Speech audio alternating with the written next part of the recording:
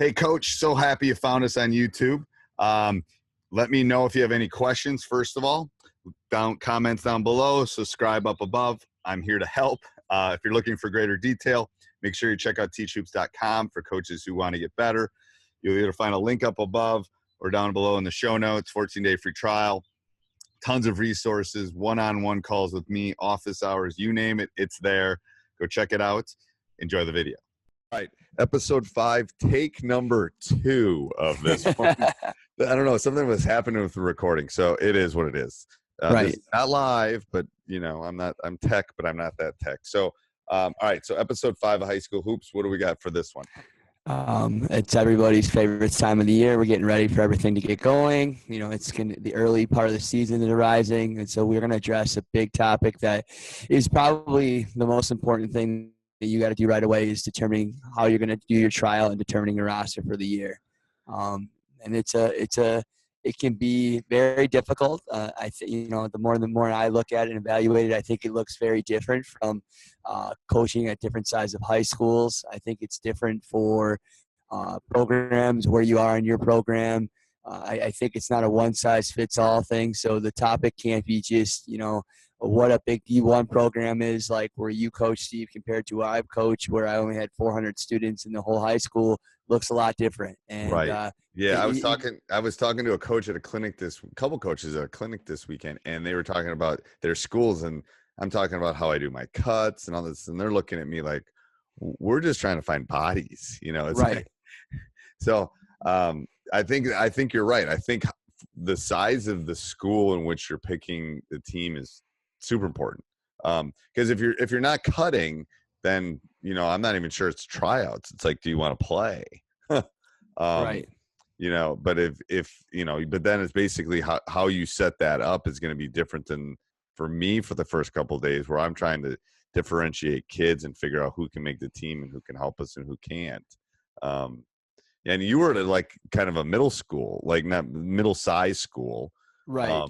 So how is it different for you? Because I mean, I'll cut 15, 20 kids easy every year. I never have ever had to cut a child when I was coaching high school basketball. It was really about, you know, the group coming in those years, you know, especially trying to rebuild the program. You're lucky just to have numbers. Right. Like sometimes on the girls' side, you know, we had years where they only had 2 teams. We've always been lucky enough to have 3 teams, but some years you're trying to survive to even have 3 squads. You know, kids become ineligible. Kids get hurt. Kids quit because they're not happy because they're not getting their minutes. You know, it's a very difficult task for those people trying to rebuild the program out there. It takes time. There's no perfect one size fits all, you know, and it's really hard when you are trying to build a program and you got kids that maybe you only got 2 seniors and you got a bunch of sophomores, and you're trying to figure out where you really think this sophomore is going to play. Is he going to get enough minutes? And, you know, and it also, every state is different. You know, I think we're under a lot of stress in the state of Wisconsin because we only really have time with our kids in the summer, and it's limited. You know, a lot of the other coaches out of states, they really understand what their kids are doing. A lot of these guys are just all basketball kids. You know, our guys are playing other sports, and we only have them for a limited like I think a lot of other a lot of other states, you can like work out 4 or 5 kids at a time. You can't have necessarily a practice, but you can work them out during the year. Yeah, like we're basically in a dead period during the school year. It's really hard, you know. You just have open gyms, and that's basically it. And you know, for us, you know, and it's also depending on the relationship that you have with your AD and your schedule of where things start. You know, a lot of coaches that probably have new jobs this year are getting an early game right away as their season starts, and you're wondering how to fill everything in, and you're stressed out. You got tryouts, and you want to get this over with because you want to get right to the gritty and get your team going and start building all those things. The first couple of days is very stressful. As a coach, it really is. And so and not only just how to run trials, just to advice out there to all coaches that it is a stressful time, especially for those that are not veteran coaches. And, you know, how do we make this all work so we can get everything in? And you know what, there's no perfect blend of it. You just got to make it work, and you got to get that. No. Yeah. Yeah, I agree. I agree. There's no perfect recipe. I think we'll talk about we'll talk in a second about what we think would be important things to do during tryouts. 'Cause I think that's important if you're going to have tryouts and you have to cut kids. Um, but I think if you do have to have tryouts and you do have to cut kids, that if they have the heart enough to come and try out, that you have to talk to them. You and I have talked about this before, that I'm not a big one on posting numbers or listing if someone is wanting to try out for my program, I'm going to sit down and talk to them. I'm going to have a conversation about why they didn't make the team or they did make the team. I think that's an honest thing. I think as a coach, you have to be honest that they may not agree with it, but I think it's fair to them that here's where you are, here's where I see you are. Maybe you can't play for us this year, kind of thing. Right. But what do you think's important as far as running tryouts? Well, I think conditioning is huge. I think you have to see where kids are, if they're are ready for the season. Are they able to handle it? Right. At the highest level, at the varsity level, conditioning is huge. You can kind of see where kids are at their conditioning level, and then I also think you got to watch them play. Anybody can do a ball handling drill and so forth. You got to be able to see things wide open. Yep. And you're going to know who your top players are from already in the summer and so forth, and it's making those individual decisions and those couple maybe key players or finalizing your roster that you really got to look at. So gearing what you're going to do with that to make those decisions are the big things. Yeah, and I think When I think doing something's really important too. It's like when you're saying you got to have them play. I'm not necessarily convinced it has to be 5-on-5, um, because I use the analogy this weekend. It's like you could put me on the Bucks. We might not win, but they can hide me. If someone posts me up, they can double. There's all sorts of things you can do on 5-on-5, and you can kind of hide. That's why I think in tryouts it's important to do 1-on-1, 2-on-2, and 3-on-3, where they have to show their individual skills. They have to play together. If you play 2-on-2, or you've ever been to a Gus Macker tournament, you're playing 3. You can't hide. There's too much space. So in 2-on-2, 1-on-1 obviously gives you one aspect of the game, and then 2-on-2 gives you a different aspect, because one person's not going to beat two defenders, kind of thing. So I think pulling that into your tryout practice plan is extremely important. I think there's also just, I think everybody is concerned these days in how schools run and everything about making sure that you're doing it in the proper way, so you don't have a lot of politics and Right. issues as a year goes on, and doing it right, and it, it's such an overwhelming thing, because you're trying so hard to get that roster set up, but you're also trying to make sure that you're making the best effort to And give fair. every kid a Yeah. chance Yeah. and be fair. Yeah. But in the end, you have a good sense of idea what your team is going to look like already. So, like, another question I have as a bigger program is, how do you divide up your tryouts and so forth, especially for our listeners out there? For like a high school like that I had, there's times where we would have the whole program be trying out together. I don't see it if that's the case from a bigger high school. What does Mhm. it look like for you compared to maybe a smaller high school like that I've coached at before? Yep. So yeah, we're a school of about 2,000. So I usually have the freshman tryout with the freshmen. Obviously, if I know of you and have seen you play, then I might move you to a different level at that point. And the same thing goes with sophomores. Uh, I might have a sophomore come try out with me. What I've done before.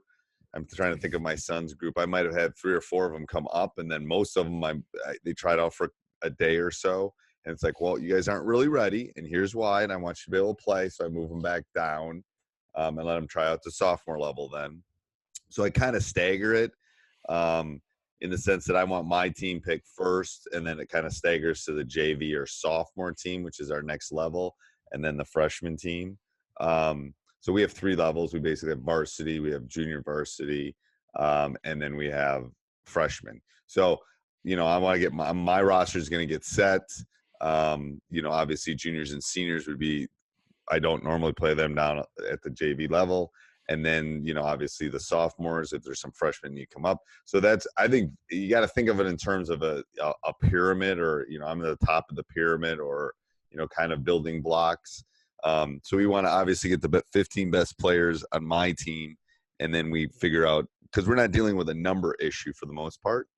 When I first started, I think there was no cut policy, and we had 4 freshman teams. I think my first couple of years, it was crazy. But now and that was something I said, we got to have a cut policy at the freshman level, because it's just, kids got to go do something else at some point. And I think we're being more honest with them. If the 30th freshman, are they ever going to probably play varsity? Maybe, but the odds are probably not great at that point. So that's what I've tried to do, as far as kind of, and every year there's a handful of surprises, like, whoa, this kid's good enough to make money, every year. Nothing really surprises us very much anymore. But at tryouts, we're always kind of surprised, like, oh, there's a kid, there's a freshman that needs to move up, and blah, blah, blah. So it's a little bit different than probably a smaller school, where you're trying to just get, maybe everybody together to kind of take a look. And Right. I work myself down too. Like, I'll leave my varsity guys at some point and go down and watch the JV practice or tryouts, and then I'll go down and try to watch the freshmen to make sure I'm not missing anything. Yeah. We go twice a day too. I'm not sure about you, but we go in the morning, and then we go after school for a couple Yeah, days. I do it for a couple days. I realized that after that, I can only handle that for so long, and I think it gets really hard on the kids to go 2 days for too long. Yes. Yes. I try to do it at least a day, maybe 2 days, but after that, it's like, it's just, they're not used to it. Their bodies are not set up to get up that early. It just doesn't work, Right. Yeah. And to be honest, early in my career, I do more 2-a-days. Later in the year, and I don't even do that anymore, because it beats them up so bad that we're trying to make them, it's a marathon. It's not a sprint. But anything else with tryouts? I think that it really comes down to determining rosters then, because I think that a coach is getting those situations about younger players and how to make that decision of when a younger player is ready. I don't know if there's a special formula, is there a percentage of when you look at it, and it's so hard too, because you won't really know what that kid really looks like till he gets into an actual game, because the scrimmage is a scrimmage and a practice is a practice, till you realize that kid's going to be beneficial as a freshman or a sophomore. Right. And I think there's a couple things. I think you got to think of it in terms of a teacher too. It's like, I don't really want to put a kid in calculus that's not good at pre-calc, or I don't want to put a kid in algebra 2 that hasn't passed algebra 1, so it's really hard to sometimes, I always tell people, err on the line of keeping them down and pulling them up later, rather than pulling them up and pushing them back down. Had to do both, done both consistently through my career, but I try to err on the side of not pulling up if I can help it. And you do, to be honest with you make some mistakes along the way, but you got to kind of think of it, in terms of a educational thing. You got to think of it in terms of, am I pushing this kid too fast? Am I trying to get this 6th grader to take algebra when they're not ready to take algebra in 6th grade, kind of thing?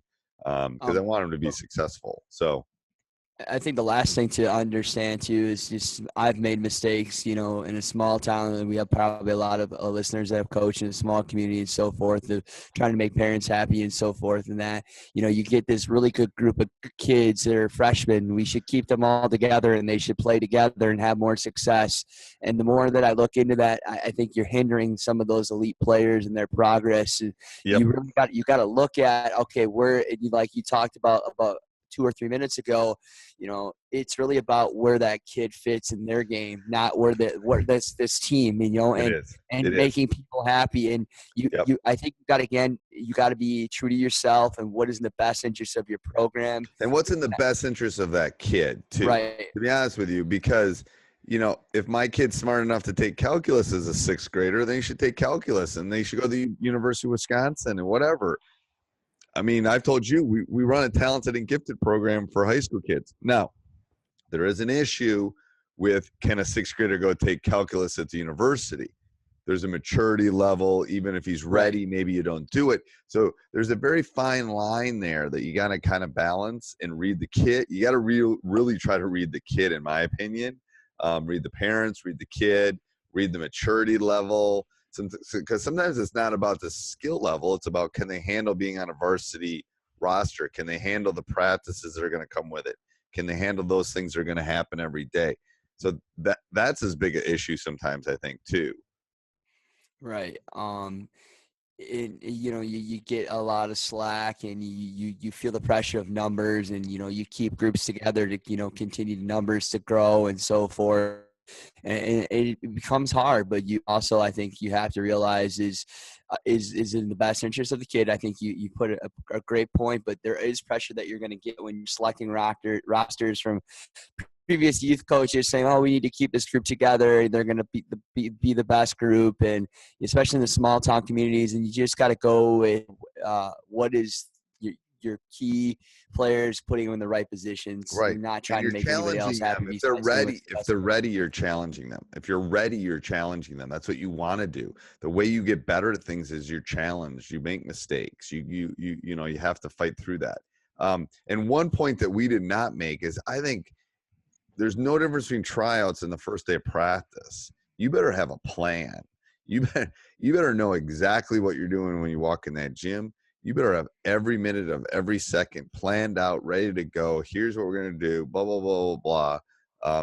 Military precision when you're doing this. It shouldn't be any different than your normal practice as far as, you know, expectations and that kind of stuff, even if you're having to cut or not having to cut. Especially in the smaller towns, if you're not cutting, and you may be quote unquote a tryout, but that you're setting the precedent for every kid that's coming back.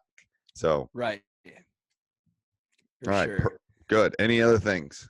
That sounds really good. No, no. I think it's perfect. I think that we can young coaches out there taking on a high school job is, you know, just focus on looking at the real ability in each player as you make those decisions. Don't worry about the group, and then I think you'll make the right choices as you move forward this season. Yeah, and it's funny because, I mean, we've talked about this in teachhoops.com so much. It's like the two big things is getting your kids to play hard. I'm telling you, it's parents, and it's getting your kids to buy in and play hard. And this is a big one. Tryouts is a big one in that first category because you're dealing with parents. Um, so, and at some point we should probably talk about after cuts, but we'll do that on a different one. So, Yeah, it sounds. all right, good. All right, see you next week. Bye. See ya. Bye-bye. Bye. Hey, Coach, I hope you enjoyed that. If you're looking for more resources just like that, check out teachhoops.com for coaches who want to get better. If you're looking for a mentor, if you're looking for solutions to your problems, check it out up above, 14-day free trial.